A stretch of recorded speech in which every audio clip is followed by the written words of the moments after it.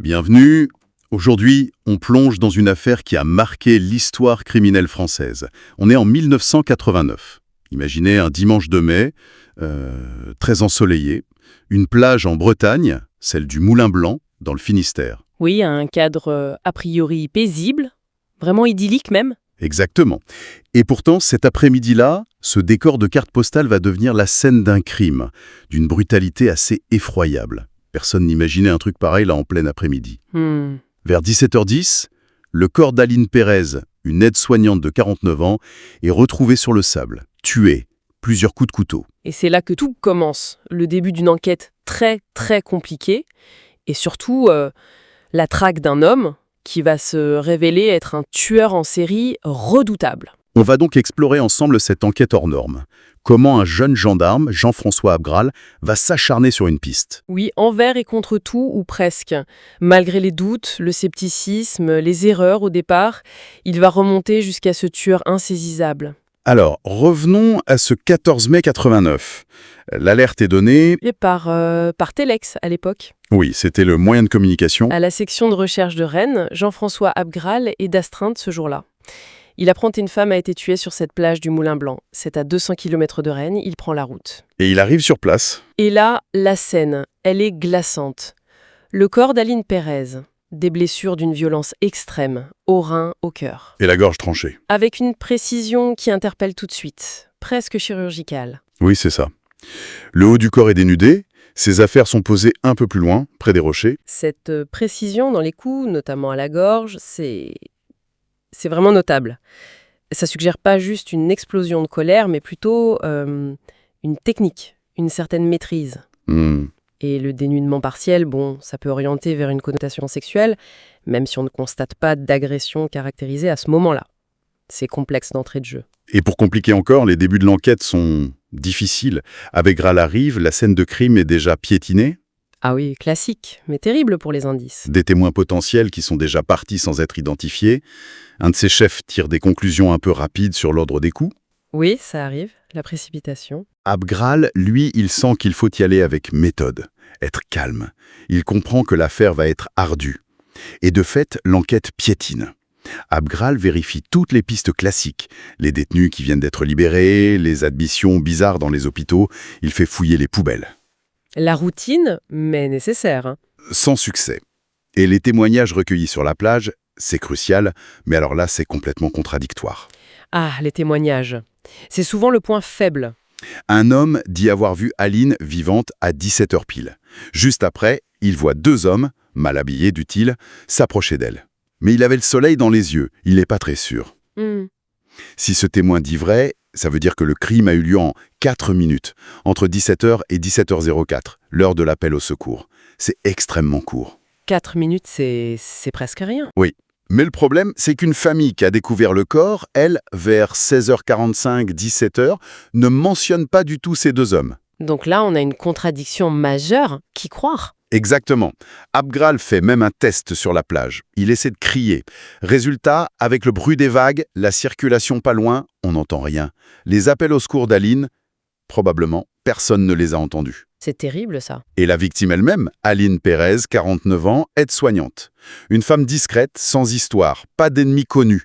L'analyse de sa voiture non plus, ça donne rien. Cette divergence dans les témoignages, c'est fréquent. Mais là, avec ce timing si serré, c'est vraiment un casse-tête pour les enquêteurs. Ces 4 minutes, ces deux hommes, présents ou pas, c'est frustrant. Bon, passons aux indices matériels.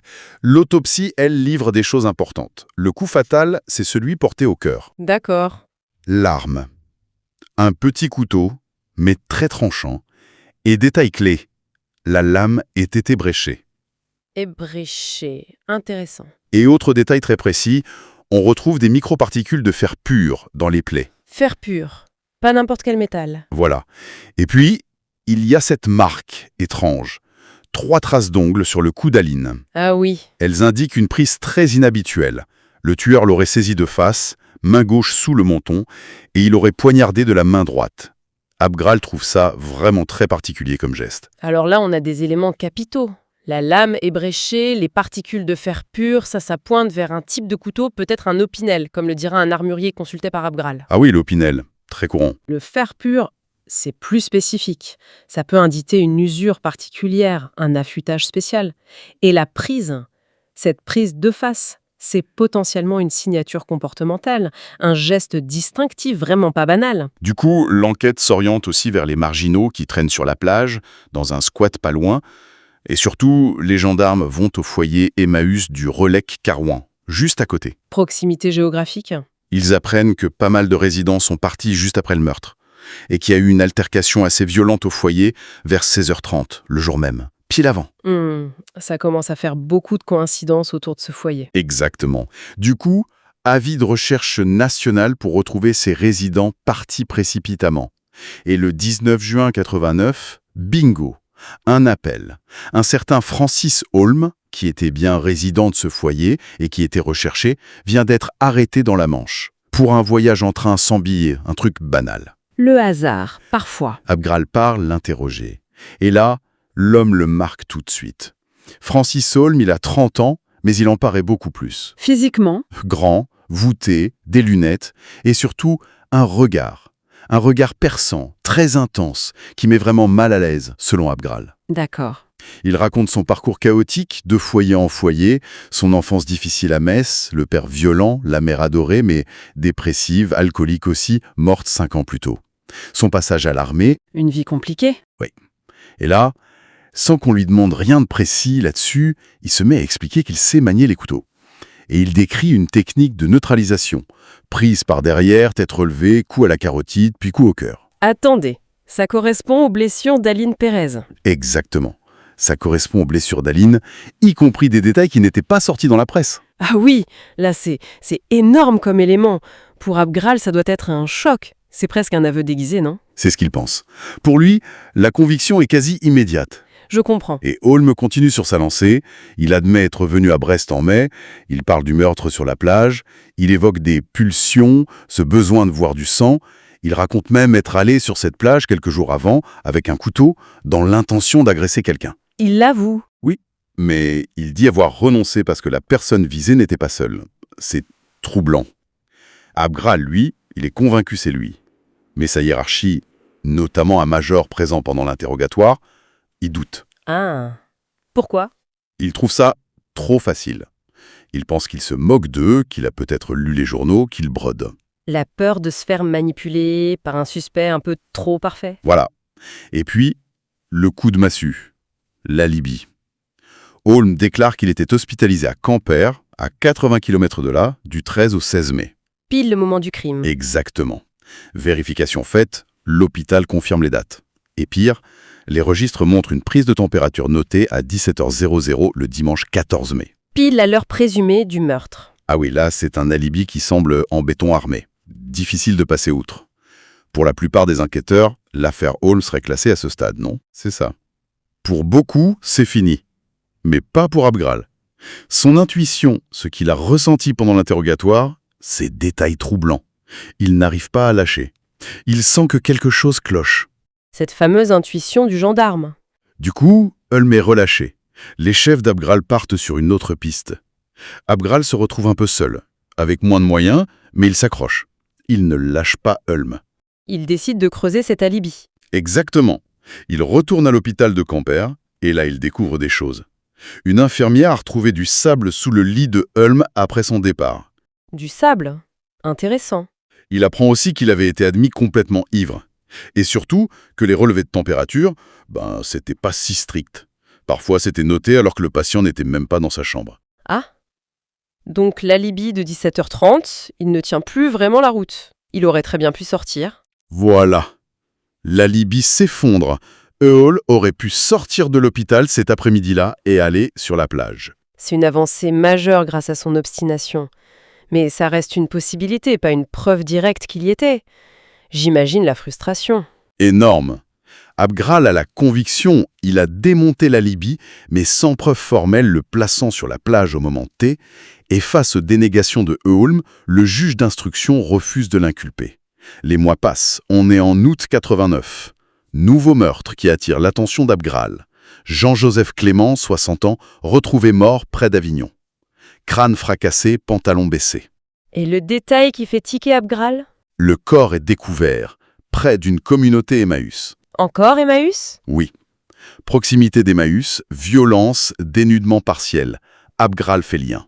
Et devine qui est contrôlé dans le coin peu après. Francis Holm. Exactement. Son alibi cette fois. Il sortait d'un hôpital de Marseille. Encore un alibi hospitalier un peu douteux. Le schéma se répète, c'est troublant. Holm est arrêté 3 mois plus tard. Abgral participe à l'interrogatoire avec l'enquêteur local d'Avignon qui, lui, n'y croit pas trop. Sceptique. Oui. Et au moment d'être relâché, Holm regarde Abgral et lui lance « Je sais que tu sais ». C'est un pépin, cette histoire. Un pépin? C'est comme ça qu'il appelle ça? Oui, et il mentionne aussi un nom, le Gaulois. Puis il s'en va, libre, encore une fois. Un pépin. Cet euphémisme fait froid dans le dos. Là, avec la répétition, Emmaüs, hôpitaux, violence, errance, Abgral doit être sûr d'avoir affaire à un tueur en série. Et ce Gaulois, ça devient la nouvelle clé, j'imagine. Absolument. Retrouver ce fameux Gaulois, ça va devenir l'obsession d'Abgral. Ça prendra plus d'1 an. Il finit par l'identifier. C'est un ancien SDF qui était aussi au foyer Emmaüs du Relais Quérillon. Donc, il était là-bas en même temps que Holm. Oui. Il est localisé à Bayonne en juillet 91. Mais là, contre ordre de la hiérarchie, Abgral n'a pas le droit d'y aller. Encore des bâtons dans les roues. C'est ça. Mais rebondissement, le 26 décembre 1991, le Gaulois est arrêté à Bourges pour une autre affaire. Cette fois, Abgral, qui est devenu adjudant-chef entre-temps, fonce. Il tient enfin son témoin potentiel. L'homme est d'abord terrorisé, il nie tout, puis il finit par craquer. Et il parle. Oui, il avoue. Il était bien sur la plage ce jour-là, le 14 mai 89. Il reconnaît Holm sur photo. Il raconte ça. Holm était avec lui, très agité, il buvait du vin rouge. Ils ont vu Aline Pérez. Holm s'est approché d'elle en disant un truc du genre « je vais te sauter ». Puis il l'a attrapé à la gorge. Mon Dieu. Et lui, le Gaulois, qu'est-ce qu'il a fait? Il a eu peur, il a pris ses jambes à son cou et il s'est enfui, sans prévenir personne, sans appeler les secours. Ah, c'est terrible. Ce témoignage, c'est la pièce qui manquait pour Abgral. Il place Holm sur les lieux, montre son agressivité juste avant le crime, mais en même temps, c'est glaçant de se dire que la peur de ce témoin a laissé Holm en liberté. Pendant près de 2 ans et demi, pendant lesquels il a pu continuer à tuer. Avec ce témoignage, enfin, Abgral obtient l'arrestation de Francis Holm. Début 1992, il est arrêté en Alsace. C'est l'interrogatoire final. Abgral mise sur le lien étrange qu'il a réussi à tisser avec lui. Une stratégie psychologique. Oui. Et ça marche, mais de manière inattendue. Les aveux, les vrais, ils tombent pendant une pause déjeuner, de façon complètement informelle. Ah bon? Comment ça? Holm est avec Abgral et un autre gendarme. Et il lâche comme ça. J'ai pris mon couteau et je lui ai ouvert la gorge. Elle avait l'air gentille. Tout en sachant très bien que là, ce n'est pas enregistré, que ça n'a pas de valeur juridique directe. Quel manipulateur. Il joue avec eux. Exactement. De retour en salle d'interrogatoire officielle, il nie d'abord. Il parle de ses crises de rage. Il en simule même une. Très impressionnante. Abgral le calme. Il essaye de le faire passer pour fou, irresponsable. C'est ça. Et puis, finalement, il avoue. Le meurtre d'Aline Pérez. Il dit qu'il serait allé la voir pour lui parler d'un rêve qu'il avait fait, qu'elle l'aurait rejeté et que ça aurait déclenché la crise. Il dit l'avoir frappé 3 ou 4 fois. Un mobile dérisoire par rapport à la violence des faits. Et là, il mime sur un gendarme la prise spécifique sous le menton, celle observée sur la victime. Les aveux sont enfin là, enregistrés, officiels. La patience et la stratégie d'Abgral ont payé. Mais on voit bien le jeu constant de Holm, cette façon d'utiliser ses rêves, ses crises, pour tenter de minimiser sa responsabilité. C'est une constante chez lui. Et dans la foulée, il avoue aussi spontanément le meurtre d'Avignon, celui de Jean-Joseph Clément, un OPJ local qui est là. Il dit « c'est moi aussi là-bas, j'ai utilisé une grosse pierre ». Des aveux complets. Mais ils ne seront pas valides, parce que l'enquêteur d'Avignon, le seul habilité pour ce dossier-là, mettra trop de temps à venir de Marseille pour les enregistrer officiellement. Holm aura le temps de se rétracter. Incroyable. Donc il ne sera jamais condamné pour ce meurtre? Non. Il bénéficiera d'un non-lieu en 2002. En plus, il y a une histoire de perte de scellé. C'est là qu'Abgral comprend vraiment l'ampleur du phénomène. Il a affaire au routard du crime. L'alerte est donnée au niveau national. Alors qui est vraiment Francis Holm? Il est né en 1959. Son enfance, c'est un désastre. Un père militaire, violent, alcoolique, une mère effacée, aimée par Francis, mais elle aussi dépressive et alcoolique. Une enfance de misère affective et matérielle. Oui, solitude, brimade à l'école. On le surnommait Félix parce qu'il mangeait du pâté pour chat. Alcoolisme très précoce, automutilation, cruauté envers les animaux. Des signes inquiétants. Des séjours en psychiatrie aussi, mais il n'est jamais jugé dangereux. Il est réformé de l'armée, licencié de ses boulots pour alcoolisme. Et le grand choc, ça semble être la mort de sa mère, en 1984. C'est souvent vu comme l'élément déclencheur de son passage à l'acte meurtrier en série. Et son mode opératoire? C'est ça qui est déroutant. Il est erratique, il tue au hasard de ses errances à travers la France. Hommes, femmes, enfants, tout le monde peut être une victime potentielle. Pas de profil type? Non. Les crimes ont souvent une connotation sexuelle. Oui, le dénudement des victimes est fréquent. Mais, détail troublant, il semble qu'il n'y ait que rarement agression sexuelle directe de sa part. Il cherche parfois des complices pour l'acte sexuel lui-même. Étrange. La violence est toujours extrême. Et il y a cette manipulation constante, avec ces mots, les pépins, les rêves, les crises. Une expertise révélera aussi qu'il a le syndrome de Klinefelter, une anomalie chromosomique XXY. Ah oui, ça explique quelque chose. C'est parfois lié à une certaine confusion identitaire ou sexuelle, à des difficultés d'apprentissage. Mais attention, ça n'explique en aucun cas le passage à l'acte criminel. C'est un facteur parmi d'autres, mais pas une cause directe de sa violence. Il a aussi une intelligence certaine, malgré son apparence. Et son parcours meurtrier connu, celui pour lequel il a été condamné, ça donne le vertige. On peut rappeler les principaux. Oui, ça commence officiellement en 84, avec Laurence Gineste, 17 ans, en Meurthe-et-Moselle, avec un complice d'ailleurs. Puis en 86, il y a la terrible affaire de Montigny-les-Metz, Cyril Beining et Alexandre Beckrich, 8 ans. C'est l'affaire où Patrick Dils a été condamné à tort. Exactement, et c'est en partie grâce au travail d'Abgral sur Olhomme que Dils sera innocenté plus tard. Olhomme sera condamné pour ce double meurtre. Toujours en 86, Annick Maurice, 26 ans, à Metz. 1988, Charleville-Mézières-Jeun, Georgette Manez, 86 ans, et Ghislaine Ponsard. 1989, l'affaire qui nous occupe, Aline Pérez, 49 ans, au relais Kilquet-Ruyon. La même année, Sylvie Rossi, 30 ans, dans la Marne, et Joris Viville, 9 ans, dans le Var. 1991, Laurence Guillaume, 14 ans, en Moselle, encore avec un complice, le cousin de la victime. Et enfin, en 1992, juste avant son arrestation définitive, Jean Rémy, 60 ans, à Boulogne-sur-Mer. Ça fait 11 meurtres officiellement reconnus et pour lesquels il a été condamné. C'est énorme. Oui. Et après son arrestation, une cellule d'enquête spéciale est créée, la cellule Holm.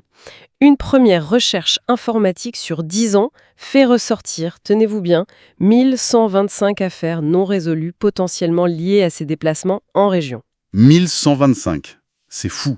Un tri minutieux a ramené ce chiffre à 94 dossiers jugés prioritaires. Ça donne une idée du travail colossal qui a été mené pour essayer de retracer son parcours sanglant. Un vrai travail de fourmi. Donc cette affaire Holm, c'est vraiment l'histoire d'une traque. Longue, éprouvante, celle d'un tueur nomade, imprévisible qui a semé la mort à travers la France pendant près de 10 ans.